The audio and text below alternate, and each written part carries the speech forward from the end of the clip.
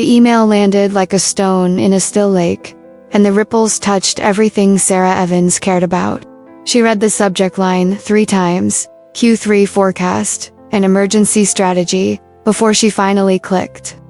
Numbers filled the screen, red lines sliding downward, percentages that looked like falling leaves, and a tidy paragraph from the board, reminding her that Eternal Vows magazine could not survive another quarter like this. She scrolled again, hunting for a glimmer of hope. When she reached the end, there was only a request dressed up as a suggestion. A high-impact editorial moment could re-energize the audience and attract sponsors. Consider a marquee wedding feature. She stared past the glass wall of her office. On the other side, the editorial floor hummed with the illusion of calm. Interns sorted fabric swatches. A junior writer rehearsed questions for an interview with a celebrity planner. The production team argued gently about which bouquet photographs felt timeless without being stale. Weddings, everywhere. Color palettes pinned to corkboards. Hand-lettered quotes about love, taped to monitors like talismans. 100 small proofs that people still believed. Sarah rubbed her temples. The blue light made her eyes ache. She'd been at the magazine since her 20s, had climbed from fact-checker to senior editor, and then, somehow, when the former editor-in-chief left for a streaming network, she'd stepped into the vacuum. Titles were easier to inherit than budgets. The world loved weddings but clicked on them less and less. 1,000 micro-influencers giving it all away for free, while Eternal Vows tried to sell depth and story and artistry. She believed in it with a conviction that sometimes frightened her. Belief didn't pay printers. Her phone buzzed. She didn't look. It buzzed again, insistent, and she forced herself to glance. Gabriel, dinner tonight. I can pick up that pasta from Romano's, or I could come by the office now. She typed back with her thumbs. Give me 2 hours. Crisis day. 3 dots flickered, vanished, then returned. Roger that. Need a hug later? She exhaled through a smile she didn't quite feel. Always. A soft knock interrupted her. The door inched open, and there was her mother, Donna Evans, in a cream trench and a scarf that suggested Paris, though she hadn't been in years. Her mother's presence brought with it the faint scent of lavender and some invisible standard of composure. Even now, at this hour, with anxious staff scurrying, her mother looked as though a camera might be waiting around the corner. Have you had lunch? Her mother asked, a question that always meant, you look pale. I had coffee, Sarah said, swiveling her chair to stand. Does that count? It never counts. Donna slipped inside and closed the door. Her eyes, sharp and assessing, went at once to the email on the screen. They sent the projections. They sent the projections. Sarah echoed. Donna approached the desk and leaned in just enough to read the final paragraph. A thin line formed between her brows, worry and verdict braided together. They're pushing you to create a spectacle. They're pushing me to create revenue, Sarah said, trying for lightness and failing. They want a marquee wedding feature. Their words. Her mother's mouth softened, but her posture did not. And what do you want? Sarah glanced at the framed cover behind her, white lilies, a laughing bride on a fire escape. The headline promising love that bends, not breaks. She had written that line at 3 a.m. with the taste of cheap Thai food on her tongue and the city's sirens threading through her exhaustion. It felt true then. It still felt true. I want to tell stories that matter, she said quietly. I want to keep people employed. I want to make sure the vendors who trust us have a platform. I want not to be in this position. You are in this position, Donna said, without cruelty. What are your options? Sarah hesitated. The most obvious option was the one she'd refused to consider out loud. The board's request hovered like a storm cloud. She could feel its electricity. They want something that breaks through the noise, she said. Something with immediate heat. Donna's eyes flicked to the small calendar on Sarah's desk, where a square around April 17th had been drawn in pen months ago. It was their date, carefully chosen, enough time to plan with intention, far enough to avoid the spring glut. The plan had always been to feature it modestly personal, editorially tasteful, a nod to transparency. Not an event, not a circus. You and Gabriel were thinking spring, Donna said carefully. Plans can change. Sarah swallowed.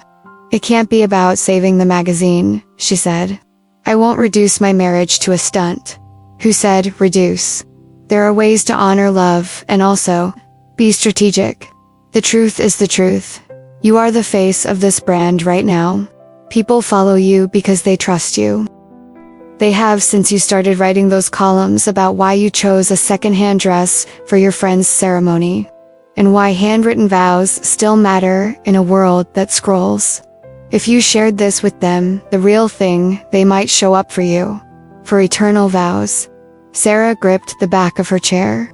There was a cord in her chest, pulled taut between competing notes: duty and desire, courage and fear. It sounds so simple when you say it. It's not simple, Donna admitted.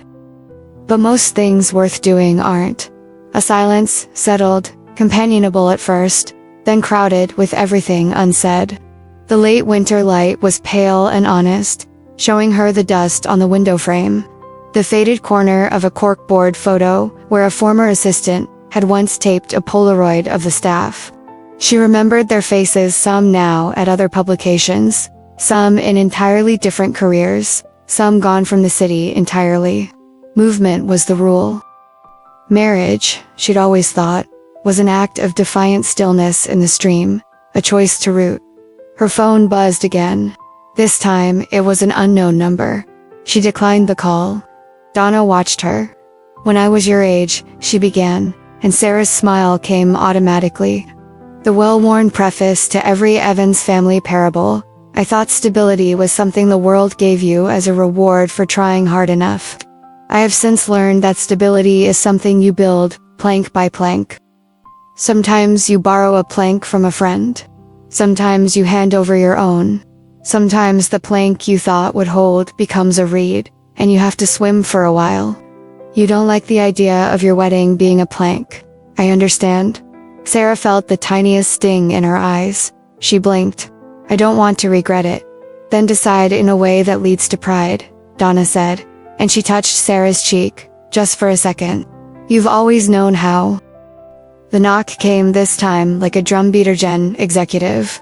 The door opened before either of them could speak, and the COO, Crispin, stepped in with his folder and his apologetic half-smile.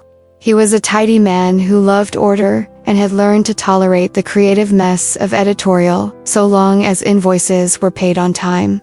Sarah, sorry to barge in, he said, hovering near the threshold until she nodded. We just got word that Lumina Jewelry is pausing their Q2 campaign. They're citing shifting priorities. That's a 20% hole in the ad plan. Sarah's breath went thin. 20%, she repeated. We can close some of it, Crispin said quickly. We're talking to a legacy dress brand about a print digital package, but the board is going to push hard for a high-visibility editorial moment. Our data shows that when we break the bubble, sponsors rediscover us. Break the bubble, Donna murmured, as if testing the phrase for sincerity. Crispin looked at her, startled, then smiled with genuine warmth. Donna, good to see you. To Sarah, he added, I hate being the guy who says this. I know what your wedding means to you. Sarah pressed her lips together. Let me talk to Gabriel, she said. If we move up the date, it has to be because we want to. And it has to be on our terms. Absolutely, Crispin said, relief flickering. On your terms. When he withdrew, closing the door behind him, Sarah exhaled. The room felt suddenly small, too full of possibility and demand. She turned back to her mother. I'll call Gabriel, she said. We'll talk it through. Donna nodded, a flicker of victory dimmed by concern. Whatever you decide, I will back you, she said. But think about what we can show people. Not a circus. A true wedding, honestly told. It could be a gift. When her mother left, Sarah sat again and let the chair hold her. Outside, a siren rose and fell.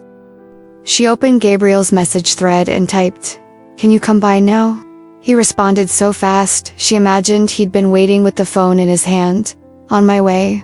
She gathered herself with small, practical acts, closing tabs, stacking notes, slipping her shoes back on properly. She walked to the glass and looked out over the floor again. The magazine had always felt like a living organism, a many-hearted creature that mended itself when pricked.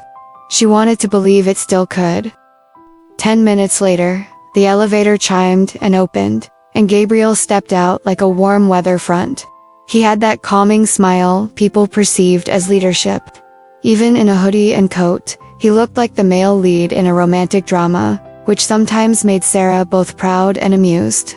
He waved to a copy editor who waved back, charmed, and then he was at her door, knocking once before pushing through. "Hey," he said, soft. "You look like you've been solving wars." "Not wars," she said, and he wrapped her in a hug that smelled like winter air and cedar. For a moment, she let her forehead rest against his collarbone. When she pulled back, he searched her face. "Tell me," she told him. She told him everything. The email, the dropped campaign, the not-so-subtle nudge toward spectacle. She told him what Donna had said, and what Crispin had said, and what she feared would happen if they did nothing. She told him about the plank, how marriage had always felt like roots to her, and how she didn't want roots to be a marketing strategy. He listened with the patience that had made her say yes to his proposal last spring, by the river where the city became a ribbon of lights. He had this way of giving her the floor, of holding his own ideas in his hands like birds he would release if they weren't needed. When she finished, he leaned against the edge of her desk and considered. "We can bring the date forward," he said carefully, "but we have to answer 2 questions. 1, would we still be doing the wedding we want? 2, will we still recognize ourselves when it's done?" Sarah nodded, relieved that he'd articulated the knot in her sternum. "Exactly. Okay." Gabriel crossed his arms, not defensively, just thinking, what would bring this back to us? What boundaries would make it feel true? "No staged moments," she said at once. "No manufactured drama. We share what we would share anyway. Vows, our families, the reason we chose the place we chose. We keep sacred what is sacred." He smiled a little sideways. "You're very good at this." "It's my job," she said, and they both laughed softly. "And," he added, "we choose the venue because it means something to you, not because it's flashy." The laugh died, not dramatically, just quietly. Gabriel noticed. What? She looked down and fiddled with a paperclip. "There's a place I thought of," she said. "It's beautiful. It's complicated." Complicated how? She felt the truth queue up, heavy and mundane at once. There would be time for that conversation, but not yet. "We can table the venue for a moment," she said, rolling the paperclip into a silver spiral. "The board is hoping for 3 weeks. I know that's insane. I told Crispin if we do this, we do it on our terms. That includes time." Gabriel blew out a breath. 3 weeks, he said, as if tasting the number. "We'd need to move quickly. Dress, suits, food, photography, guest lists. I can help." We cut the guest list to what matters. 50, she ventured. 35, he countered, then smiled when she raised her brows. "I'm ruthless about my cousins. They'll forgive me." Eventually, she felt oddly giddy, the kind of adrenaline that comes not from victory but from choosing a direction. "We'll need an officiant who gets us," she said. "And a photographer who can disappear into the day. And a writer if we're going to share the story. It can't be me. I'm too close." "I know a writer," Gabriel said. "Lena Park. She did that long-form piece about legacy bakeries and how recipes are letters across time. It made my mother cry and then call me to tell me to stop buying store-bought bread." "Lena is excellent," Sarah said. "I'll reach out." He glanced around the office, at the photos and the florals and the stacks of "This could be beautiful, Sarah. Not because of the magazine. Because of you." He hesitated, then added, "Because of us." She felt the words land and root. Fear didn't disappear. It rearranged itself into something like possibility. If we do this, she said, we need to share the reality, too. The hard parts. The fact that planning a wedding is a maze even when you work at the map company. We share the true things, he said. We always have. She took his hand and squeezed. Then we say yes, she said, surprising herself with the certainty in her voice. We say yes to moving the date. We say yes to making it honest. And we say yes to protecting the pieces that belong only to us. Yes, he said simply. The decision, once spoken, altered the air. It made the next steps appear like stepping stones where there had been water. She opened a fresh document on her laptop and typed wedding plan, 3 weeks, and then, below it, she listed them. No staged drama. Ceremony remains intimate. Vows private, except for an excerpt we choose. No brand dictating the guest list. Venue chosen for meaning, not optics. Gabriel read over her shoulder, nodded at each line. Add, we eat actual food at our own wedding. She added it and grinned. Deal. They spent the next hour sketching logistics.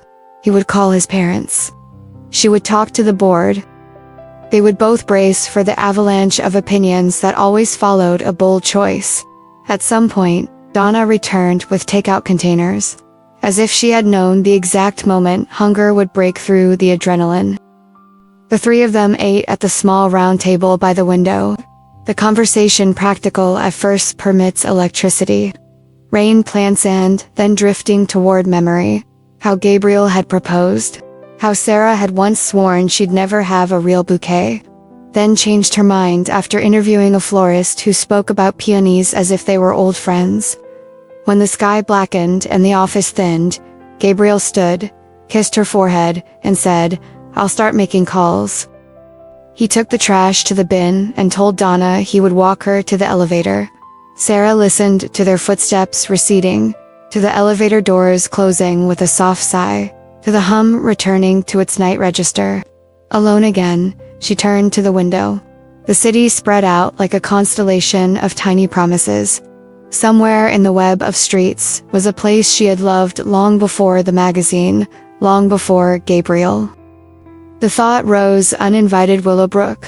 A state tanned, with it a second thought. The shadow inside the light. Andrew Miller. The name made a space in her chest she couldn't immediately name.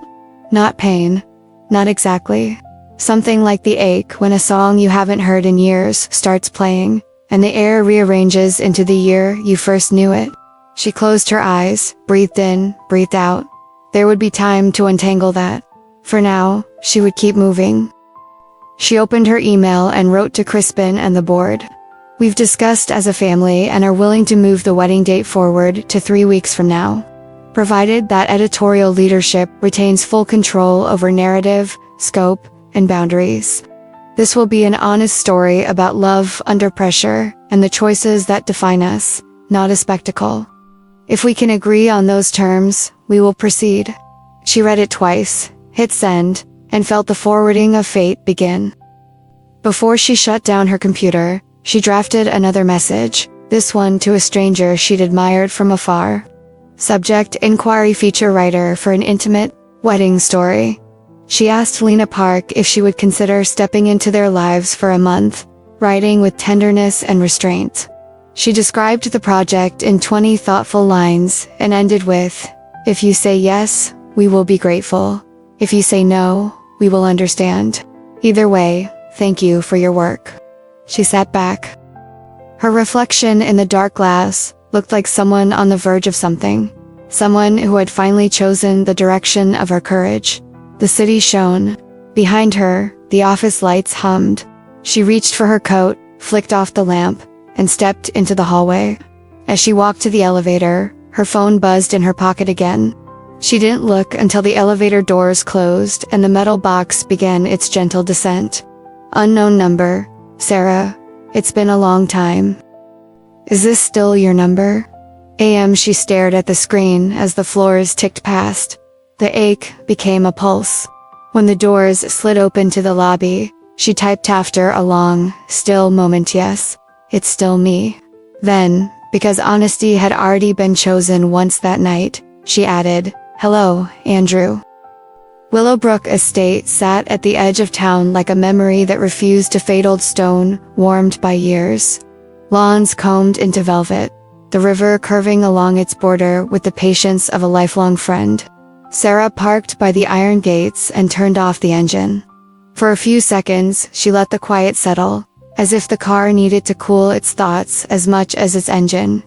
She checked her notes: capacity, natural light, backup rain plan, load-in routes for vendors. The practical checklist steadied her. This was just a site visit. She had done hundreds for eternal vows. She could appraise a venue in 8 minutes, flat ceiling height, terrain, logistics, sound, photographs. Then imagine a story that would make it glow. The only difference was that this time, the story was hers. The guard recognized her name from the appointment email and waved her through. As she drove up the lane, the house appeared in stages, like a reveal at a theater. First, the gables, then the long veranda wrapped in climbing roses that had been pruned back for winter, then the front doors, tall and optimistic. She parked by the circle of crushed stone and stepped into air that smelled faintly of river and moss. A woman in a navy blazer greeted her on the steps. "Ms. Evans. I'm Marisol. Welcome to Willowbrook." "Thank you." Sarah shook her hand. "It's beautiful." "We like to think so," Marisol said, her smile professional and warm. "You're considering a date 3 weeks from Saturday, correct?" "If we move forward, yes. A tight timeline, but not impossible. We've pulled together galas in less." She gestured toward the doors. "May I show you the conservatory first? That's where we typically host ceremonies in colder months." Inside, the estate unfolded like a polite whisper. The foyer's stone floor held echoes of old steps and new plans. Marisol led her down a corridor to the conservatory. A light-soaked space framed by aged metal and glass, the winter sky sitting right on top of it. Even in February light, the room felt alive. It was easy to imagine branches leafed out beyond the panes, the river bright, guests seated in 2 gentle arcs. Sarah stood at the threshold, trying not to let the room answer questions her mind had barely asked. "What's the capacity seated?" 80 comfortably. "We'll be far under that," Sarah said. 35, maybe 40. "We want it intimate." Marisol nodded approvingly. "Then it will breathe in here. We can add ferns and potted orange trees to soften the winter edges. Heat is hidden under the benches. Guests won't freeze. For rain, the conservatory holds up beautifully. Sound is gentle on the glass." Sarah took notes.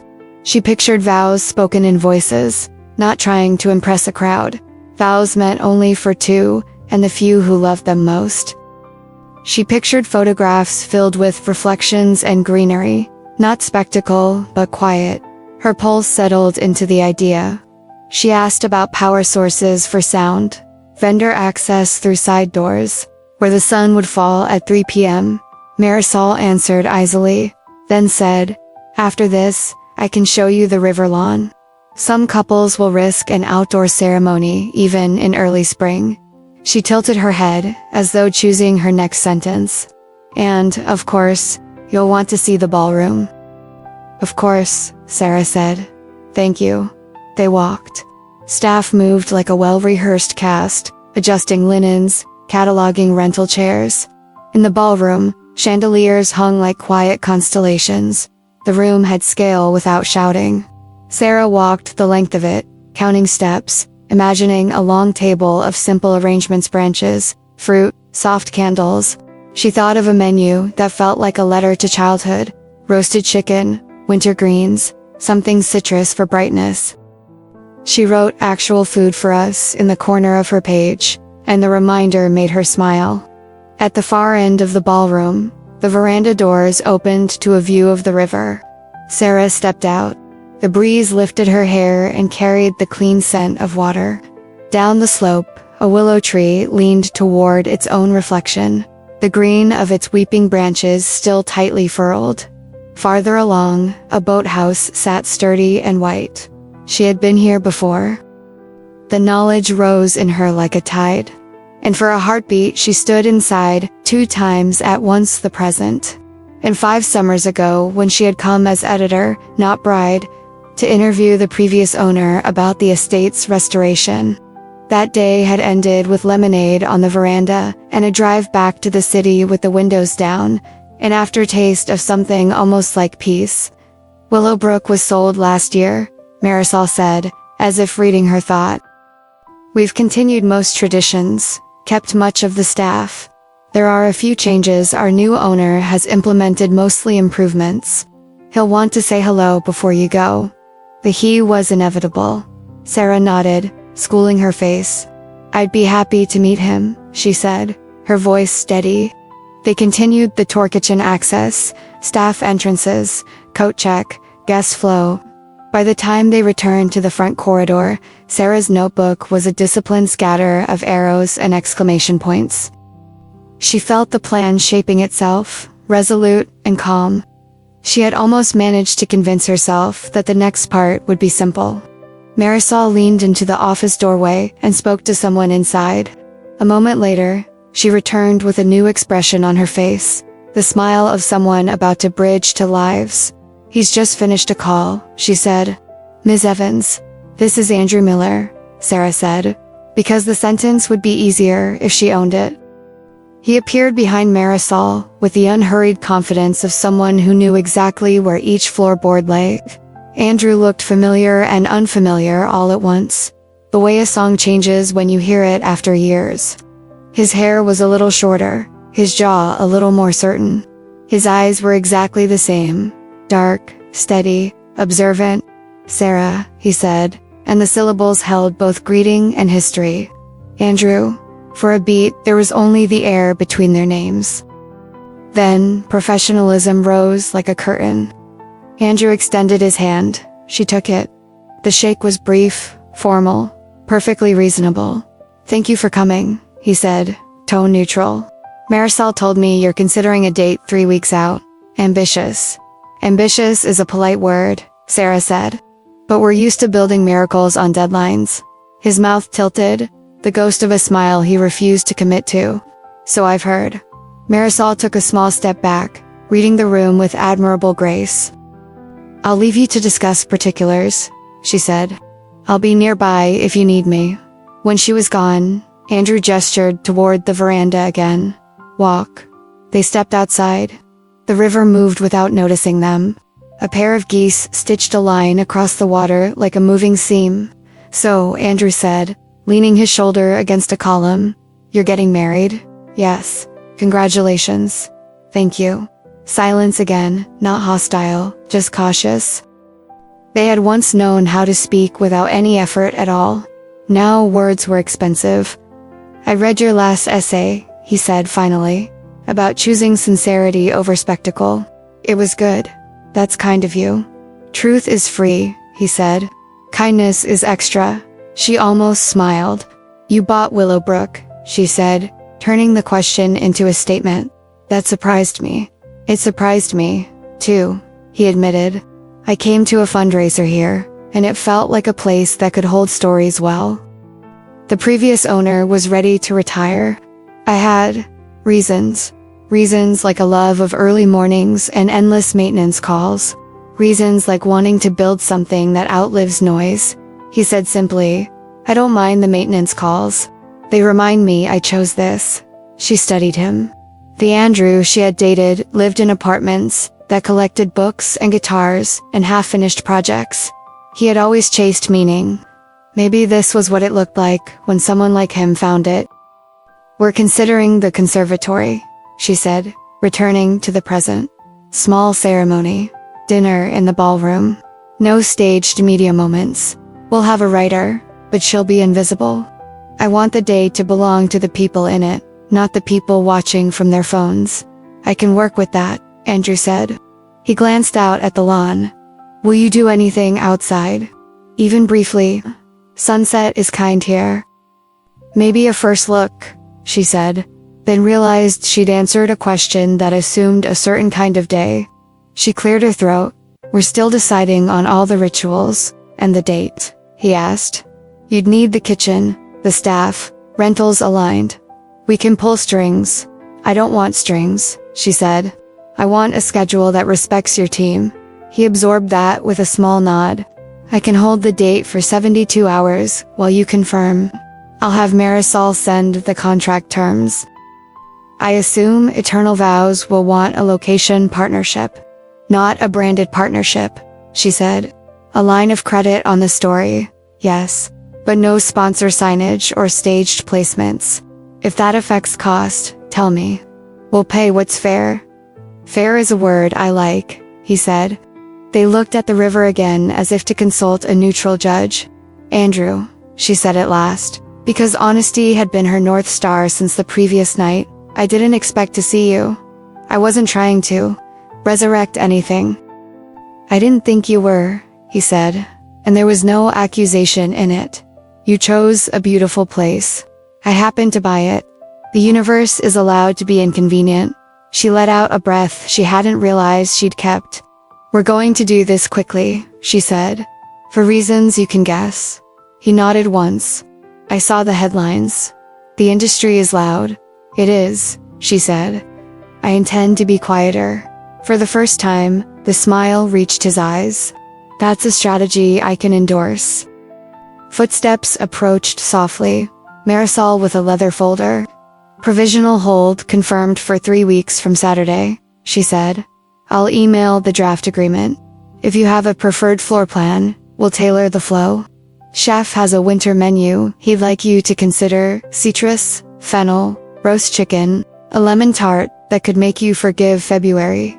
Chef and I think alike, Sarah said. Marisol grinned. He'll be thrilled. Any allergies or non-negotiables? We must eat our own dinner, Sarah said, and Marisol laughed out loud. Understood, as they moved back inside to sign the hold form.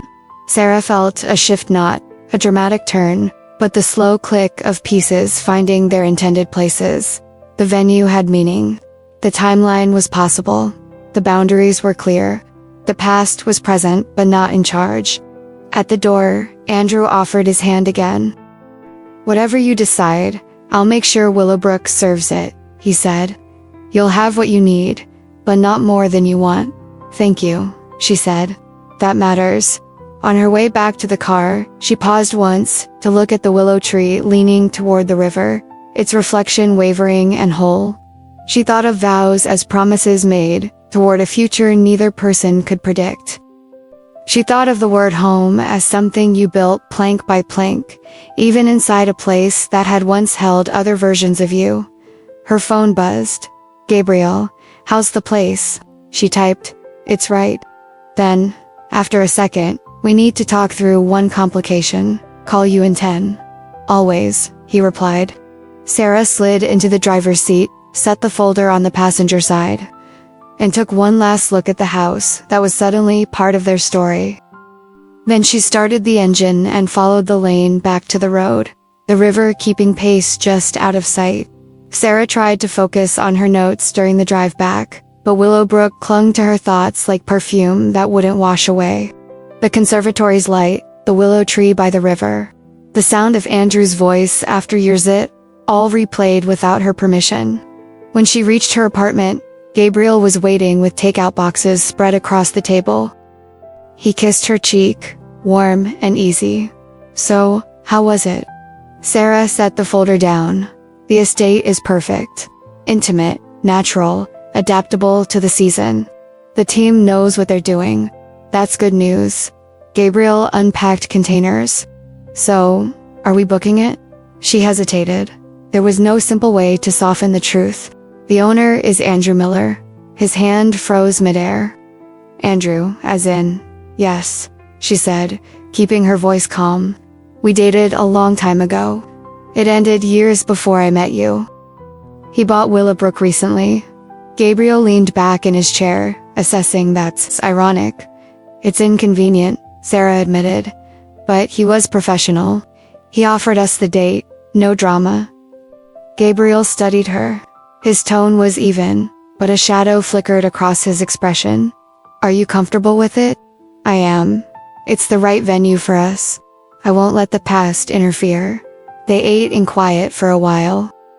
Sarah forced herself to enjoy the roasted vegetables, the lemon chicken, the rhythm of normal life. But later, when she lay awake in the dark, memories pressed against her like uninvited guests. She remembered the summer she and Andrew spent by the coast sand, sticking to their skin. Plans scribbled on napkins, arguments about the future that ended in laughter. She remembered the fight that broke them, her ambition pulling her toward the city, his certainty that meaning couldn't be found in skyscrapers. They had walked away with words left unsaid, the kind that still echoed years later. The next morning at the office, she found her mother waiting with coffee. Donna Evans always arrived like a general before battle, ready to point out weak spots. How was Willowbrook? It's beautiful, Sarah said carefully. And Andrew owns it now. Her mother didn't flinch. Interesting twist. That's one word for it. Donna sipped her coffee. Does Gabriel know? Yes. And Sarah sighed. He's not thrilled, but he trusts me. Good. Then let the past stay where it belongs. You don't have time for complications. Sarah wanted to believe it was that simple. But weddings had a way of stirring up everything, buried hopes, fears, and ghosts that refused to stay quiet. That afternoon, while reviewing floral proposals, her phone buzzed with an unfamiliar number. She knew before answering. Andrew's voice came through, steady but cautious. Just confirming we'll hold the date for you. But I also wanted to say, if this feels like too much, I understand. Sarah closed her eyes. I appreciate that, but I'm not running away from history. We'll go forward. A pause, long enough to carry more than words. Then Andrew said, All right, I'll see you soon, Sarah. When the line went dead, she stared at her phone. Ghosts didn't disappear. They waited for doors to open. And somehow, hers had just stepped back into the light. By the end of the week, the boardroom at Eternal Vows felt more like a stage than a place of work. Sarah sat at the head of the table, her notes stacked neatly, though she knew they wouldn't shield her from what was coming. Crispin, the coup, clicked through a presentation filled with numbers and charts. If this wedding is positioned correctly, he said, we'll attract sponsors who haven't worked with us in years. Jewelry, venues, designers. They'll want to be part of something authentic, yet high profile. Sarah kept her voice measured. Authentic doesn't mean cameras in my dressing room. Authentic means telling the truth without turning my life into a circus. From across the table, Donna Evans interlaced her fingers, her gaze steady on her daughter. No one is asking you to betray yourself, Sarah, but this is an opportunity. It can save the magazine. People trust you, your choices matter. Sarah exhaled. It's still my wedding, not a performance. Crispin adjusted his glasses. We understand. But the scale matters. The wider the reach, the stronger the message. Her phone buzzed with a message from Gabriel. How's the war room? She didn't reply. After the meeting, she found her mother waiting in the corridor. Sarah, you have to see what's at stake. If Eternal Vows fails, it won't just be you who suffers. Dozens of people depend on those jobs. I know, Sarah said softly. That's the only reason I'm considering this at all. Then consider it fully, Donna pressed. Think beyond yourself. The words stung. Sarah wanted to shout that she had been thinking beyond herself for years, that every late night, every sacrifice, had been for the magazine, for its people, for its survival. But instead she nodded, because her mother's eyes were fierce with conviction. And fighting would only leave her more exhausted. That evening, at home, Gabriel studied her across the kitchen table. You're carrying all of this like it's your fault alone, he said. It's not. They want me to turn our wedding into a lifeline for the magazine, Sarah admitted. And what do you want? She didn't answer right away. She thought of vows, whispered under glass, of willow trees and rivers, of love, quiet and unadorned. She thought of headlines, flashing bulbs, sponsors waiting with contracts. Two futures, incompatible, pulling her apart. Finally she said, I want to get married without feeling like a product. Gabriel reached for her hand. Then we hold the line. Together. His touch steadied her, but in her chest, a question remained. How long could love hold steady when the weight of an empire pressed against it? The first fissure appeared in a florist's studio, of all places, somewhere between the eucalyptus and the ranunculus. Sarah and Gabriel stood across a farm table, while the florist, a gentlewoman named May, made small forests in glass cylinders. With a ceremony in the conservatory, May said, "We could keep it textural. Hellebores, jasmine vine, little citrus branches. Not lushly lush.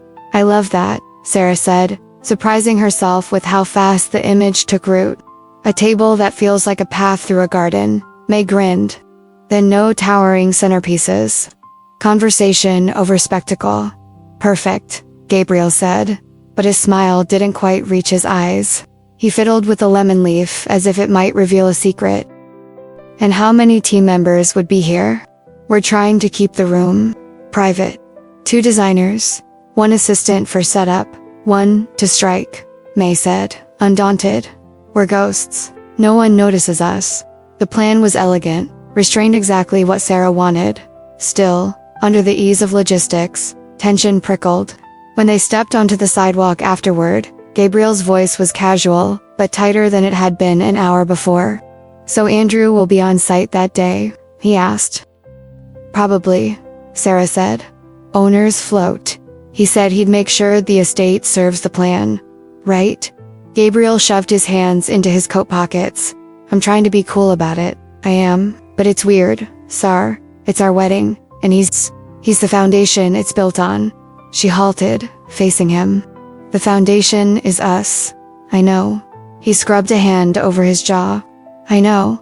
I just didn't expect to share air with your past on the most important day of my life." She reached for his sleeve. "You're not sharing anything. He's a venue owner, not a guest. Does he feel like a venue owner to you?" Gabriel asked, and the question landed where he intended it, soft but precise. The truth was complicated. Andrew felt like the echo of a life Sarah didn't choose, and the mirror of certain values she still held. He also felt like a nice, steady, professional boundary she was determined not to cross. "He feels like someone who will do his job well," she said. "And I feel like someone who will marry you." Gabriel exhaled. "Okay." He nodded, as if convincing himself. "Okay." They moved on with the day deposit schedules. A call with the photographer, a tasting saved for tomorrow. The rhythm of planning helped. It gave their hands something to do, while their hearts recalibrated. That night, while Sarah was labeling seating placeholders, on the living room floor, her phone buzzed with a text from an unknown number that wasn't unknown. "Kitchen wants to confirm guest count for the lemon tart. 38A. She typed back, 37. "One cousin backed out. Thanks for checking." A beat, noted. "Also, the conservatory heaters are calibrated. Dress warmly for the walk to the ballroom anyway." Copy. She started to put the phone down, then added, "Appreciate the care." She didn't tell Gabriel about the heaters. It felt too small and too charged at once, like describing the weather from a different window. The next morning was their tasting. Chef Eamon presented plates that made February feel merciful. Fennel citrus salad, roasted chicken with thyme just, carrots glossy with honey and smoke. "We feed you like family," he said, and meant it. They ate side by side at a tiny table, in a staff lounge that smelled faintly of rosemary. For a few minutes, everything was simple good food. A shared glance when the lemon tart arrived improved its reputation. Gabriel's shoulders unclenched. "Now this," he said, fork in hand, "is a reason to get married. Chef Eamon, write that on your website," Sarah told the chef, and everyone laughed. Afterward, Marisol led them through the conservatory to check chair spacing. Andrew was there with a clipboard, talking with a lighting tech about dimmers. He looked up when they entered, expression crisp, professional. "We're testing light levels for the time you chose. If you'd like to see the room as it will feel, we can simulate clouds." "Simulate clouds," Gabriel repeated, faint amusement cutting through his wariness. Not the emotional kind, Andrew said dryly. Just the weather. They walked the aisle, tested sightlines. Andrew kept a courteous distance from Sarah, directing questions to both of them with practiced neutrality. He asked Gabriel about timing, about the music cues they might need but would not blast, about whether they preferred servers to approach from the right or the left. He was efficient, calm, unobtrusive. On their way out, a bridesmaid from another event recognized Sarah from the magazine and begged for a selfie. Gabriel stepped aside while Sarah obliged, and Andrew faded a few yards farther, interested in a piece of molding. When the young woman drifted away, flushed and happy, Gabriel murmured, "See, authentic influence. Not spectacle." "Tell the board," Sarah said. Andrew heard and, just for a second, his mouth tilted in acknowledgement that he'd been listening. "If anyone tries to crash your day with content, my staff will redirect," he said. "I won't let a hashtag run your schedule." "Thank you," Gabriel said, and meant it. They were almost to the exit when rain started. A quick, silver curtain. Marisol offered umbrellas. Gabriel took one for them both. Andrew offered his to a passing vendor and stepped into the drizzle like someone who didn't mind getting wet. Back in the car, Gabriel drummed his fingers on the steering wheel before starting the engine. "He's surprisingly decent," he admitted. "Professionally, yes," Sarah said. "That's not what I meant." He looked at her, no longer masking the tingle. "He's decent as a person. That's harder to ignore than a villain would be." Sarah stared at the windshield where the wipers wrote and erased the same lines. "I don't want a villain. I want a clean wedding." Gabriel nodded. "Me too." The next day, the board pushed again. Crispin emailed suggested sponsor integrations, a jewelry table experience, a dress designer moment, a champagne tower activation. Sarah responded with a firm paragraph about boundaries. Donna called to say, "Hold the line, but don't strangle the opportunity." Sarah smiled into the phone and said, "That's quite the needle to thread." That evening, Gabriel came home later than planned, damp around the shoulders, eyes tired. "My mother called," he said. "She asked if the ceremony could include a reading she loves. It's long, and she wants to invite 2 friends from her choir." "We said 37, Sarah said gently. "I know." He set his keys down. "I told her." She cried a little. Sarah reached for him. "We can find a kind way to hold the boundary. I'll talk to her with you." He sat, rubbed his temples. "And then I thought about your mother, and the board, and the writer you hired, and the heaters Andrew calibrated so you won't freeze. Don't roll your eyes. He told me when you stepped away on. I realized I'm jealous of a man who knows where the power outlets are." She blinked. "He told you about the heaters." In passing, it wasn't a flex. He blew out a breath, a laugh folded into it. "It's ridiculous, right? I'm a grown man jealous of a clipboard." "You're a man who loves me," she said, sitting beside him. "And we're building something under pressure. Jealousy isn't ridiculous. It's a symptom. Let's treat the cause." "What's the cause?" "We haven't carved out enough time that belongs only to us," she said. "We keep meeting our wedding in rooms full of other people." He turned, eyes clearing a little. "So what do we do?" "Tomorrow morning," she said, "before emails, before edits, before any mother calls. Willowbrook opens the gates at 7. We drive up, just us. We walk the path to the river. We read each other a paragraph from the vows we're writing. No phones, no audience, just us." He considered it, then nodded. "Yes, that's what I want." The next morning, fog hung low over the lawn, as if the estate were exhaling. They slipped through the gates with travel mugs of coffee and walked in borrowed quiet. The willow by the river had shaken off some winter. The branches hinted at green. They stood where they would stand in 3 weeks and let the silence say what words couldn't. Gabriel took a folded page from his jacket. "1 paragraph," he said. "Draft 0. He read about admiration, and the first time he knew her courage outpaced her fear. Sarah read about choosing kindness when it's inconvenient. They didn't edit. They didn't promise to make it prettier later, They put the pages back in their pockets like talismans. On their way back up the slope, they saw Andrew at a distance, speaking with groundskeepers, pointing at drainage lines.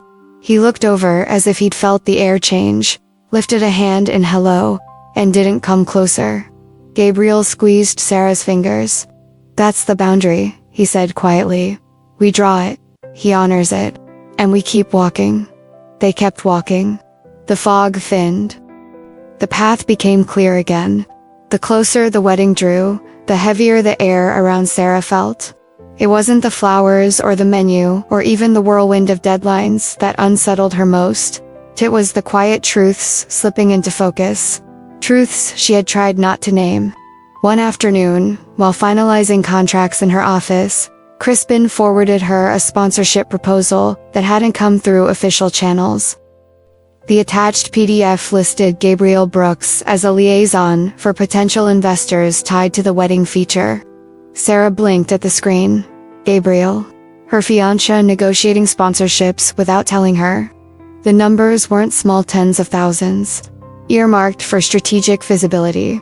She closed her laptop and drove home in silence.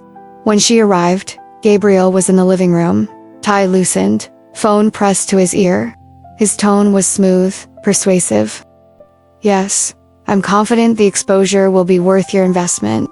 The audience engagement is guaranteed." Sarah waited until he ended the call.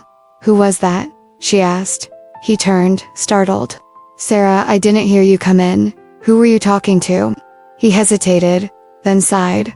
"A potential sponsor. Look, I know we said no corporate circus, but the board is desperate. If I can bring in money through my contacts, maybe it takes the pressure off you." "Without telling me," she pressed. "You promised we'd protect this wedding from becoming a commodity. Now you're brokering deals behind my back." His jaw tightened. "I'm trying to help. Everything I do is for us." "Is it?" she whispered. "Or is it for the image you want to project?" Silence stretched between them, a silence heavy enough to bruise. Gabriel looked away first. That night, Sarah couldn't sleep. She wandered the apartment, the city lights flickering through the windows. Her phone buzzed. A message from Andrew. Marisol mentioned pressure from sponsors. "If anyone tries to override your boundaries, I'll block it. Willowbrook is yours that day, not theirs." She stared at the words. It was professional, nothing more.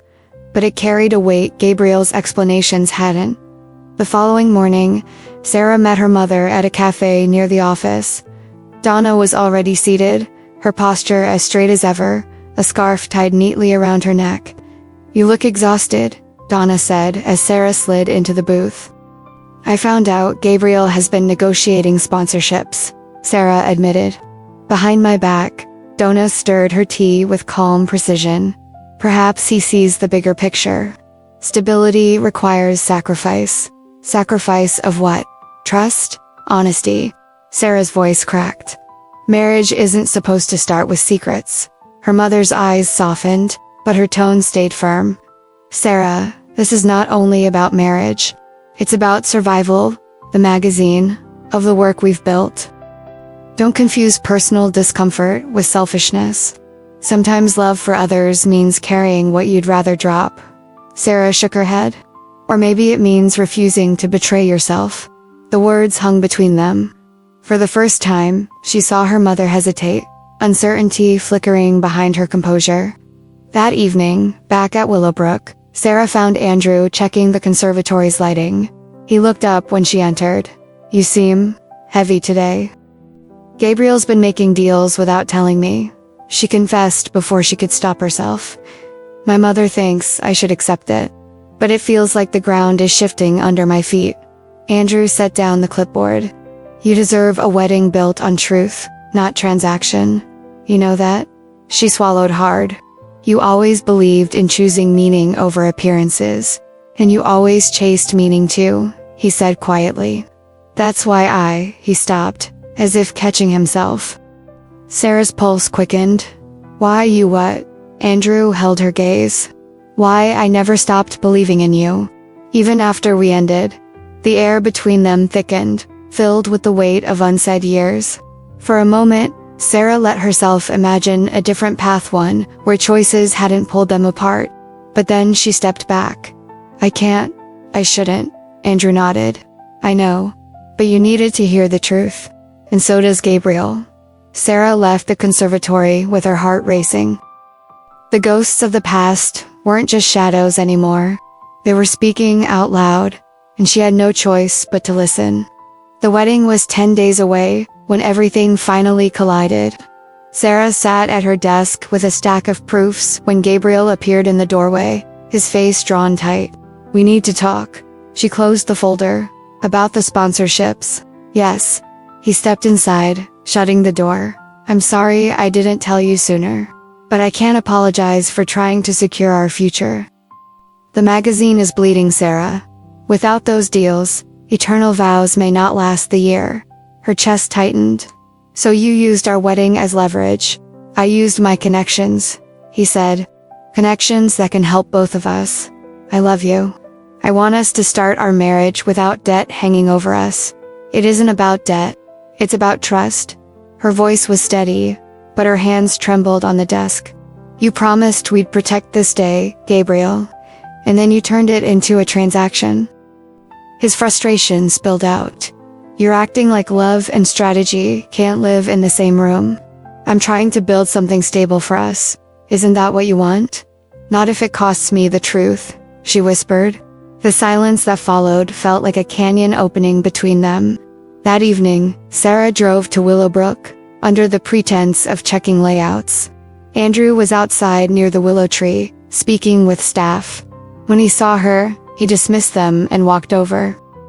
You look like someone carrying more than flowers and seating charts, he said. Gabriel wants to save me by selling me, she admitted. The words escaped before she could filter them. And my mother wants me to agree. Andrew studied her, his expression neither pitying nor judgmental. And what do you want? Sarah looked at the river. I want a wedding that feels like us. Not a billboard, not a bargain. He stepped closer, but not too close. Then you have to choose it, Sarah. No one else can do that for you. Her phone buzzed. A message from Gabriel. We need to settle this. Tonight, when she returned home, Gabriel was waiting, his eyes shadowed by exhaustion. Tell me what you want, he said. I want a marriage built on truth, she said. Not contracts, not sponsorships, not survival by selling our vows. He pressed his hands against the table. If you walk away from this, you walk away from everything we've been planning.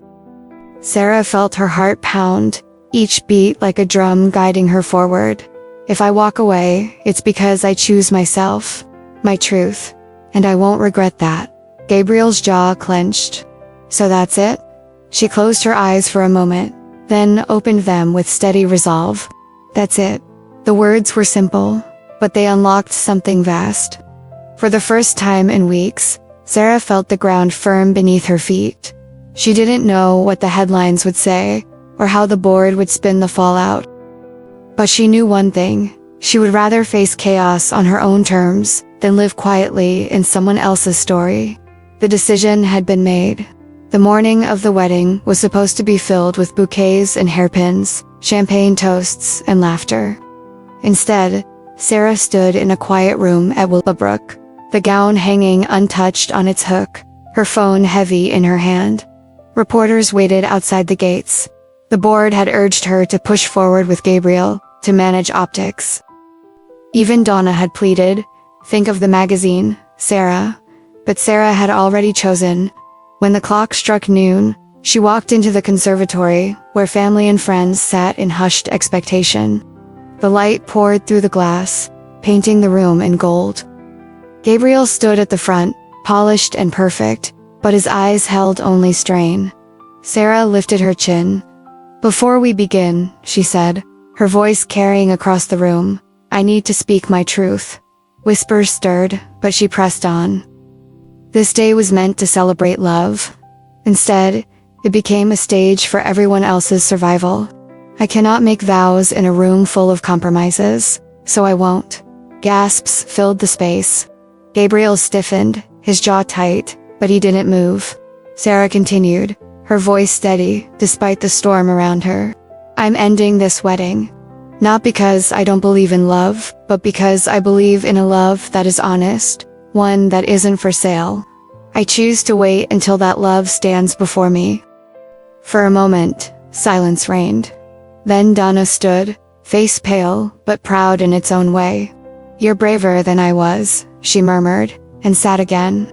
Sarah left the conservatory, her heart racing, her dress untouched. Outside, cameras flashed. She didn't stop for them. She walked through the estate grounds until she reached the riverbank, where the willow bent low to listen. Andrew was there, clipboard in hand, stunned by the sight of her in jeans and a simple blouse instead of white silk. "You didn't go through with it," he said quietly. "No," she answered. Her voice trembled, but her eyes were clear. "Because it wasn't right. But this," she gestured at the river, at the place that felt like truth. "This still could be." Andrew hesitated only a moment before setting the clipboard aside. "Sarah, I never stopped caring. But I won't step in unless you want me here." She stepped closer, the weight finally lifting from her shoulders. "I do want you here. Not as a replacement. Not as a rescue. But as someone who sees me." His hand found hers, tentative but real. For the first time in weeks, Sarah felt like she could breathe. That evening, long after the guests had gone and the news feeds had erupted, Sarah sat with her mother on the veranda. Donna's eyes were tired, but softer than Sarah had ever seen them. "You risked everything today," Donna said. "I chose myself," Sarah replied. "And somehow, it feels like I saved more than I lost." Her mother reached for her hand. "Maybe love isn't about saving others or saving magazines. Maybe it's about saving the part of yourself that still believes." Sarah smiled, tears bright in her eyes. "Then maybe I'm finally on the right path." The night deepened around them, the willow swaying in the dark. Sarah knew the road ahead wouldn't be simple. The magazine still needed a future. Her heart still needed healing. But she had chosen honesty, and with it, the chance to build a life rooted in truth. And that, she realized, was the beginning she had been waiting for all along. Love stories rarely follow the script we imagine. Sarah Evans walked into her wedding day carrying the weight of a company, the expectations of her family, and the eyes of the world. Yet she walked out carrying something far more powerful, the courage to be true to herself. Sometimes love asks us to compromise, to bend, but the love that lasts, the kind that nourishes rather than drains, never asks us to sell our souls. Sarah chose honesty over convenience, truth over performance, and in doing so, she discovered that beginnings are often disguised as endings. Her path with Gabriel closed, but her path with Andrew reopened like a door she hadn't realized could still welcome her. And though the future remained uncertain professionally, personally, Sarah understood at last that the only way forward was one step rooted in authenticity. And maybe that's the lesson for all of us. When everything feels complicated, love itself remains simple. Thank you for staying with us through this story until the very end. If it moved you, if it made you reflect on your own choices, or reminded you of a time you had to choose truth over comfort, we'd love to hear your thoughts. Leave a comment below and share your own experiences. We read every single one. If you enjoyed this tale, please like the video, subscribe to the channel, and turn on the notification bell so you'll never miss another story that touches the heart. And if you want to keep going on this journey of emotions and choices, check out our next story. It's one you won't forget. Until then, remember, love is not about spectacle, but about truth whispered in the quiet spaces of our lives. This is Lasting Tales, where stories live forever.